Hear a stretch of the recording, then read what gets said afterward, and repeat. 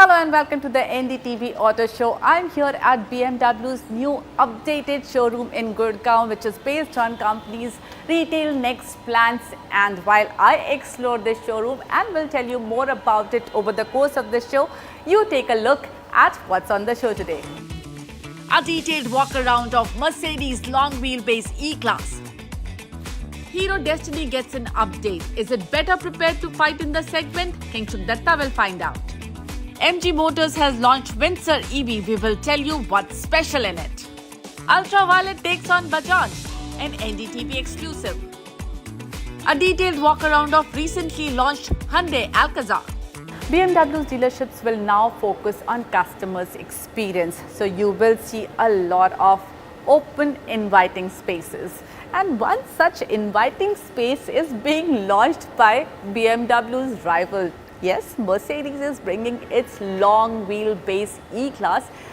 Join me as I take you on a walk around of the new long wheelbase E-Class. Indian market में ये Mercedes E-Class का 6th generation है, globally 10th generation है और E-Class बेहद importance रखती है Mercedes के पोर्टफोलियो में क्योंकि सेल्स के लिए ये काफ़ी बड़े आंकड़े Mercedes के लिए लेकर आती है। इसके साथ ही ये एक तरह से इंडियन मार्केट में Mercedes की जो एक बादशाहत है उसको भी इस्टेब्लिश करती है। तो अब जब ये नए अवतार में आई है, क्या इसमें उतने चेंजेस हुए हैं? Has it become more desirable, more luxurious? Let's find out. First up, dimensions. It is the long wheelbase E-Class that you get in India and it has gone longer and taller. Overall length has gone up by 14 millimeters and now stands at 5092 millimeters. Wheelbase 15 millimeter बढ़ गया है और अब ये 3094 millimeters पर stand करता है. Height too has gone up by 13 mm. Don't fix what ain't broken. That seems to be the philosophy that Mercedes is going for while designing the new E-Class because the design really is evolutionary. Up front, you see this wide grille with the TriStar logo in between and the star bits spread out throughout the grille. यहाँ पर आपको ये 18 inch के alloys मिल रहे हैं। देखने में ये मुझे काफ़ी एलिगेंट लग रहे हैं। इसके साथ ही यहाँ पर आपको ये ब्रश्ड एल्यूमिनियम का एक विंडो लाइनिंग मिलती है जो कि एंड में आपको दिखाएगी ये इंटरेस्टिंग बिट जो कि मायबाग की इंस्पिरेशन आपको यहाँ पर साफ दिखाई दे रही है। कंपनी ने हमें बताया कि जो हाइट है पीछे की तरफ वो थोड़ी सी बढ़ाई गई है so you can expect better headroom inside.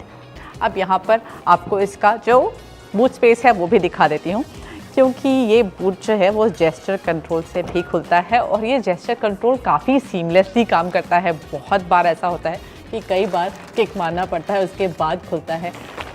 अब यहाँ बूट देखें तो ठीक ठाक साइज़ लग रहा है, 2 बड़े साइज़ के बैग्स आ जाएंगे, उसके बाद जगह शायद थोड़ी कम बचे लेकिन जो स्पेयर व्हील है वो यहाँ फ्लोर के नीचे है तो this space is actually usable. E-Class will come with petrol and diesel choice and you also get a starter generator which will produce an overboost of 23 HP and 205 Nm. Now let's talk about the engine. The M254 petrol engine produces 204 HP and 320 Nm of torque. The E220D gets OM654M diesel engine. No other product in the segment gives you an option of diesel. It produces 197 HP power and 440 Nm of torque. This is where all the magic has happened. You can see the hyper screen here. You have a big, massive touch screen in the middle and then you also have a screen for the passenger. Then you have the digital driver display. But very interesting stuff has happened here. You get the new MBUX system and this is AI powered. Now what does that mean? That means that this car will learn from your habits and then will try and adjust it according to your preferences. Now यहाँ पर एक और interesting bit है और वो ये camera है। This is a selfie camera. तो आप जब अपनी लॉन्ग ड्राइव्स पर जा रहे हैं अपनी फैमिली के साथ फ्रेंड्स के साथ गाड़ी को एंजॉय कर रहे हैं you can use this selfie camera to click pictures and even take videos. ये डिजिटल AC वेंट्स हैं तो आप इन स्क्रीन से इनका डायरेक्शन वगैरह मैनेज कर सकते हैं and I really like the way they have lined this dashboard with that AC went. It looks very neat and the entire design of the dashboard is quite digital but also very modern and also very elegant. You get this open pore wood finish here और ये जो यहाँ इसका जो बंद और खोलने का सिस्टम है ना वो इतना स्मूथ है, बहुत अच्छा लगता है। यहाँ पर थोड़ी सी जगह मिल जाती है आपको सामान रखने की और ये जो सीट्स हैं ये बेहद कंफर्टेबल हैं। यहाँ पर अब आपको कुशन भी मिलता है आपको ज़्यादा कंफर्ट देने के लिए and these seats are very comfortable. This seat is actually very comfortable, बहुत ही बढ़िया इसकी कंटूरिंग की गई है, बहुत अच्छा थाई सपोर्ट मिल रहा है, बैक रेस्ट बहुत अच्छा है और बैक रेस्ट रिक्लाइन भी होता है। हाँ, बटन दिया गया है 36 डिग्रीज तक ये रिक्लाइन हो जाता है, from 26 to 36 degrees and it's quite substantial. अब स्पेस भी यहाँ पर बहुत अच्छा मिल रहा है और शॉफर पैकेज भी मिल रहा है, मतलब आपको बस ये बटन दबाना है और उसके बाद आप अपनी सीट की जगह आगे की सीट कंट्रोल कर रहे होंगे, यानी कि आप उसको पूरी तरह से आगे कर सकते हैं।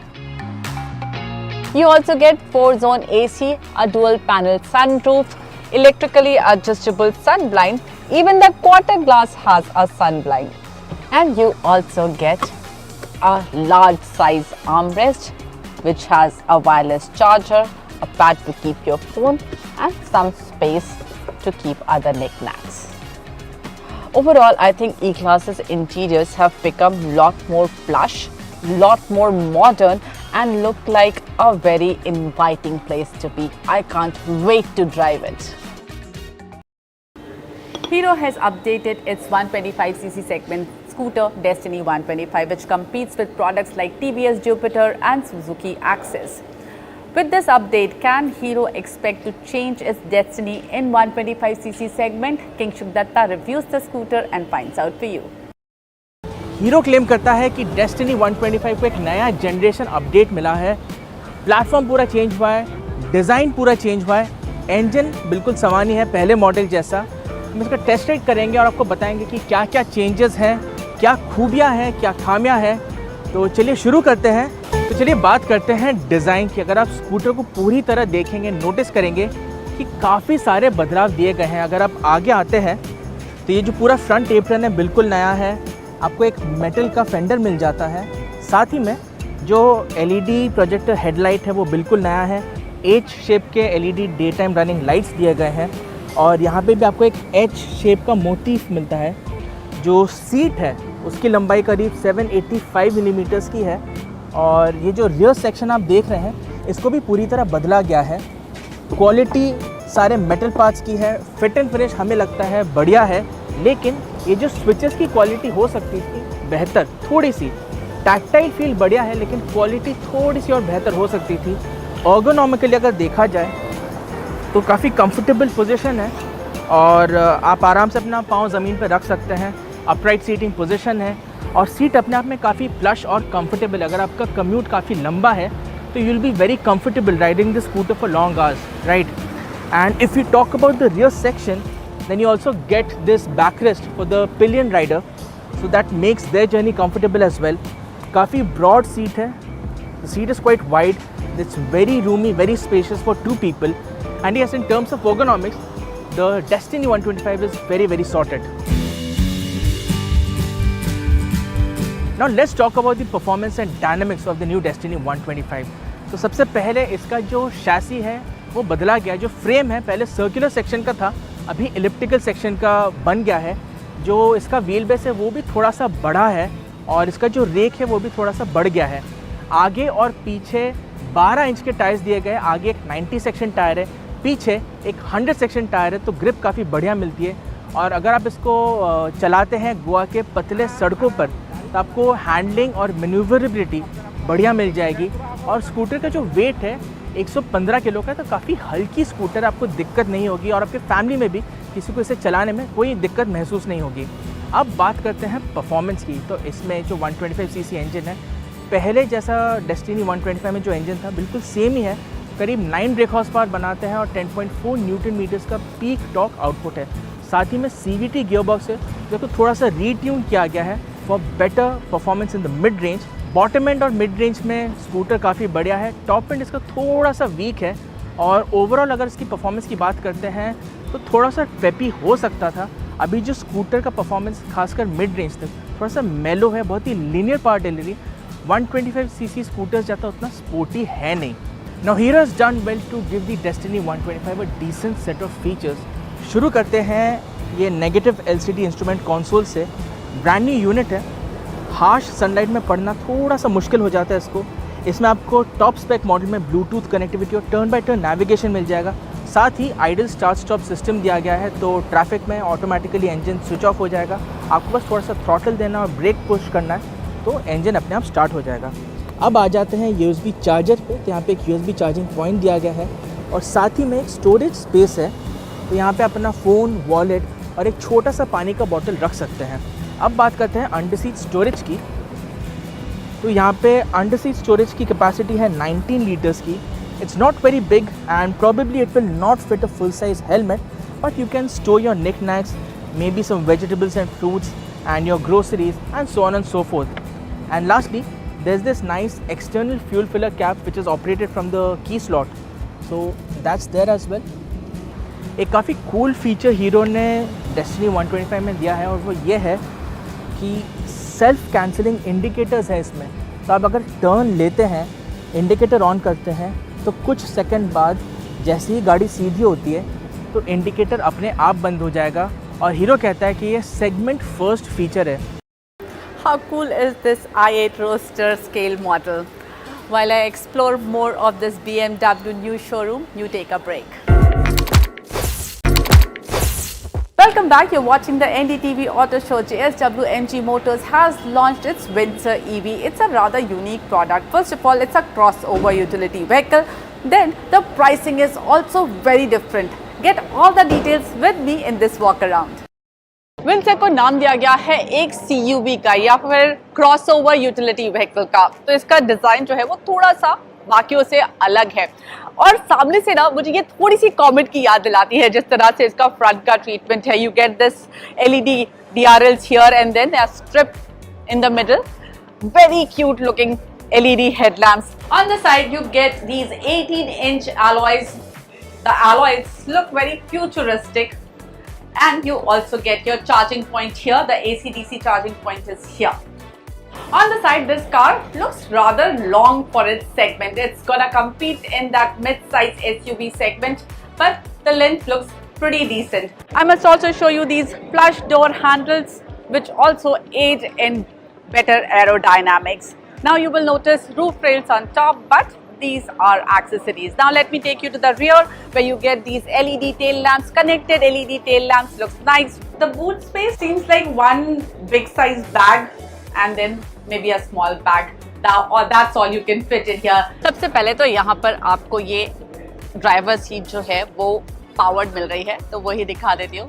देन इसकी कुशनिंग देखिए, काफ़ी डिफरेंट है। It's a very different looking cushioning, थोड़ा सा डिफरेंट फील आ रहा है मुझे इस पे बैठकर। And what I really like here in this cabin is this would looking insert, adds a little premiumness to the cabin, and then you also notice this matte gold finish inserts. But then the biggest eye-catching element of this cabin is definitely this big screen. It's really big and you expect that from MG to give you the biggest screen possible, and that's what you get here. You get your Apple CarPlay, Android Auto and a host of features. You also get this small digital driver display. और यहाँ है आपका wireless charging point. I love the execution of this. It's very seamless, it's very fluidic. यहाँ पर आपको 3 cup holders मिल रहे हैं, 2 छोटे कप होल्डर और 1 बड़ा कप होल्डर. पर एक बात अच्छी है कि इतनी बड़ी स्क्रीन आपको मिल रही है, लेकिन उसके बाद भी यहाँ पर AC मैनेज करने के लिए आपको बटन्स मिल रहे हैं. Love the execution of the door knob. Matte gold का इस्तेमाल यहाँ पर भी आपको दिखाई देगा और ये रहा डोर नॉब, काफ़ी अच्छा लग रहा है मुझे. लेग स्पेस की बात करते हैं तो ये सीट वहीं पर सेट है जहाँ पर मैं आगे बैठी हुई थी, और उसके बाद भी यहाँ पर लेग रूम काफ़ी बढ़िया पता चल रहा है. नी रूम भी अच्छा है, हेड रूम भी अच्छा है, and you get this massive panoramic sunroof. I think this place will be a bit tight for 3 people, but very comfortable for 2 people. You can adjust the backrest of the seat and you can actually lean back quite a bit. Windsor EV comes with a 38 kilowatt hour battery with a range of 331 kilometers. Power है 136 PS, torque 200 Nm. और कीमतें शुरू होती हैं 10 लाख रुपए से, लेकिन यहाँ पर एक कैच है क्योंकि बैटरी के लिए रेंटल आपको अलग से देना होगा। इसके साथ ही JSW MG motor India introduce कर रही है 360 अश्योर्ड बायबैक प्लान, जहां पर कंपनी आपको यह इंश्योर कर रही है कि 3 साल बाद आपको 60% वैल्यू मिले। Rajiv Bajaj recently took a dig at ultraviolet. Here is what the founder of the company, Narayan Subramaniam, had to say, an NDTV exclusive. Have you ever received some sort of a pushback or some sort of animosity when it comes to electric vehicles competing in the same space, so to say? And of course, Mr. Rajiv Bajaj, he did mention ultraviolet about a couple of weeks ago. Sure. So, what would be your response to that? Okay, so I'll take both of them one at a time. Sure. With regard to advancements in electric vehicles, there is of course a certain sense of complacency that you'd find in some of the legacy automakers. Okay, okay. And we've seen this play out before, right? We've seen what happened with the rise of Tesla and some of the top automakers across the globe. Right. Look at it with a lot of skepticism, and then sooner than you think, a new form of technology has appealed to the sentiments of what the consumer, the forward-looking consumer in the world today wants. Right. And what specifically I think Mr. Rajiv Bajaj was alluding to, some companies today are unfortunately building purely towards the cost. Right. Right. And once you take that approach, you're unfortunately what takes a backseat is the aspect of innovation and pushing the boundaries of what performance and tech can offer. Right. And that has given companies like ourselves the opportunity to take on that mantle. Absolutely. And sort of really push the limits of what performance, tech, design, all of this can come together and create for an aspirational 21st century Indian consumer, right? And I mean, I'd also want to give a lot of credit to Mr. Bajaj for the genesis and the rise of the Pulsar brand, right, and what it stood for a while in terms of performance motorcycling in India. But I mean, where is that spirit now? We are conceding, beyond a certain tier of power band, we are conceding that mantle to the European or the Japanese companies. Right. And right. we come from a different school of thought. We believe that the future of what India can do definitely can put us in pole position when it comes to performance tech in the world of motorsports included. Right. We're going to be there right in the backyards of Bajaj Auto at a race format event in about 90 days time at Ambi Valley. Wow, fantastic. And we are bringing the best of what we've got. Absolutely. Right, in terms of design, tech, performance coming together. Right. And we definitely invite Bajaj Auto to bring the best of what they've got in terms of what Indian R&D over the years has resulted in. Right. And I think a simple race format should probably give the answers to who's really, with limited resources and capital, who's really pushing the boundaries of what Indian engineering can truly achieve. The car that I am with right now is BMW M2 Competition, and I can't wait to drive it. And with some luck, I might be able to do so very soon. BMW has promised me that they will give this car to me as soon as it joins their media feed, and I will get you the review. But you don't have to wait any longer to find out what's new in Hyundai Alcazar facelift. Hyundai ने Alcazar का face lifted model launch कर दिया है। कीमत start होती है 15 लाख रुपए से पेट्रोल के लिए, डीजल के लिए 16 लाख रुपए एक शोरूम देने पड़ेंगे। क्या क्या है बदला, क्या क्या है नया, चलिए आपको जल्दी जल्दी बताते हैं। अब सबसे पहले जो चेंजेस देखने को मिलेंगे, फाशिया में आपको एकदम नया लुक देखने को मिलेगा। यहाँ पर ये DRL मिलता है LED, यहाँ पर भी आपको DRL देखने को मिलता है। एकदम नया क्रेटा इंस्पायर्ड डिज़ाइन देखने को मिलता है। यहाँ पर स्लैट्स नए दिए गए हैं। देन यहाँ पर 360 डिग्री कैमरा भी इंट्रोड्यूस हुआ है, तो उसका एक छोर आपको यहाँ देखने को मिलेगा। नया यहाँ पर आपको स्किड प्लेट देखने को मिलेगा, थोड़ा ज़्यादा रगेड अपीयरेंस देखने को मिलती है। हेडलैम्प्स यहाँ पर दिए गए हैं आपको, ये भी LED है। फिर आप ऊपर देखेंगे तो वहाँ पर आपको ADAS का भी फीचर देखने को मिलेगा, ADAS का कैमरा एंड ऑफ कोर्स यहाँ पर सामने की तरफ आएंगे तो यहाँ पर सेंसर दिया गया है। अब चलिए मैं आपको साइड में लेके चलता हूँ। अब साइड प्रोफाइल से देखेंगे तो वही सेम स्टांस देखने को मिलता है, लेकिन थोड़ी सी रगेडनेस ज़्यादा हो गई है। ये जो रूफ रेल है काफ़ी ज़्यादा प्रोमिनेंट हो गई है, काफ़ी ज़्यादा उठी हुई है। देन यहाँ पर देखेंगे 360 डिग्री कैमरा का एक छोर यहाँ पर देखने को मिलता है।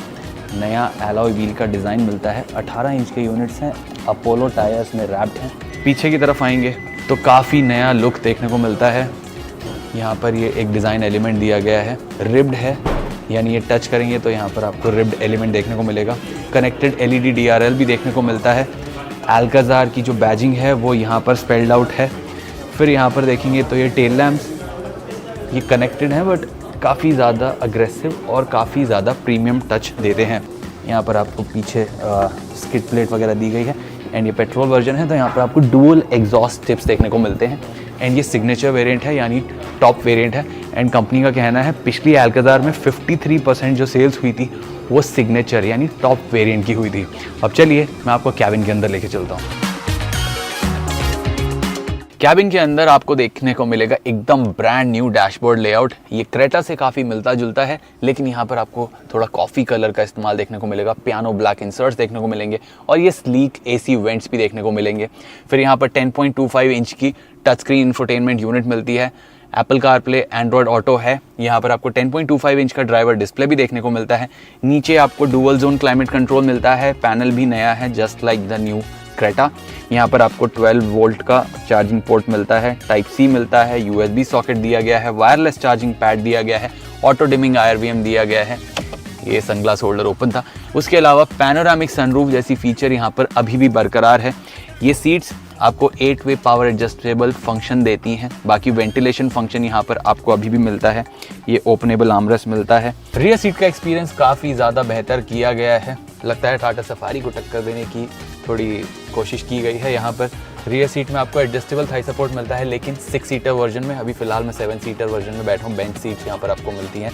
उसके अलावा आपको ये सीट्स आप इनका रिक्लाइन भी एडजस्ट कर सकते हो। साथ ही यहाँ पर वेंटिलेशन फंक्शन ऑलरेडी दिया गया है एंड थोड़ा आपको बेटर बनाने के लिए आपका जो ड्राइविंग रियर सीट एक्सपीरियंस है उसके लिए आपको ये टेबल्स पहले भी मिलती थी, अभी भी मिलती हैं। 3.5 kgs का ये वज़न झेल सकती हैं। इसके साथ साथ इस वाली टेबल में दिखाता हूँ आपको। यहाँ पर आपको एक कप होल्डर भी दिया गया है। यहाँ पर आप अपना फ़ोन स्टोव अवे कर सकते हो। सीट बैक पॉकेट्स दी गई हैं। यहाँ पर फ़ोन रखने के लिए जगह है। रियर AC वेंट दिए गए हैं। 2 टाइप C चार्जर्स दिए गए हैं and of course just to maintain your privacy आपको यहाँ पर सन ब्लाइंड भी दिया गया है। And of course rear seat experience और ज़्यादा प्रीमियम बनाने के लिए यहाँ पर आपको ये बॉस मोड दिया गया है। आपने शायद आयोनिक 5 में भी देखा होगा। यहाँ से ही आप आगे की सीट एडजस्ट कर सकते हैं और अपने लिए ढेर सारा लेग रूम लिबरेट कर सकते हो। ये हमने टाटा सफारी में भी काफ़ी पहले देखा था। उसके अलावा यहाँ पर सेफ्टी फीचर्स की बात करूँ तो वही सेम बॉडी शेल वगैरह है लेकिन इसमें आपको 6 एयरबैग्स एज स्टैंडर्ड मिलेंगे। TPMS, ESC, ट्रैक्शन कंट्रोल जैसी फीचर्स मिलेंगे and of course level 2 ADAS के साथ 17 से ज़्यादा आपको सेफ्टी फीचर्स मिल जाते हैं।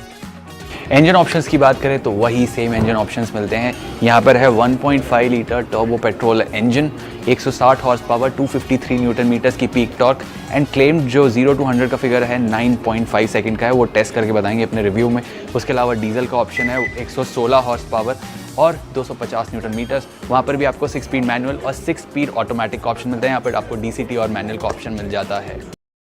Indian luxury segment is growing fast and so are the demands of its customers. With their focus in design and incorporation of modern tech, BMW's new dealerships look like they are ready to impress their discerning customers. Well, thanks for watching the show today. How did you like it? Do give us your feedback. You can join us on our YouTube channel NDTV Auto. You can also join us on our various social media platforms. Thanks again for watching. See you soon next week.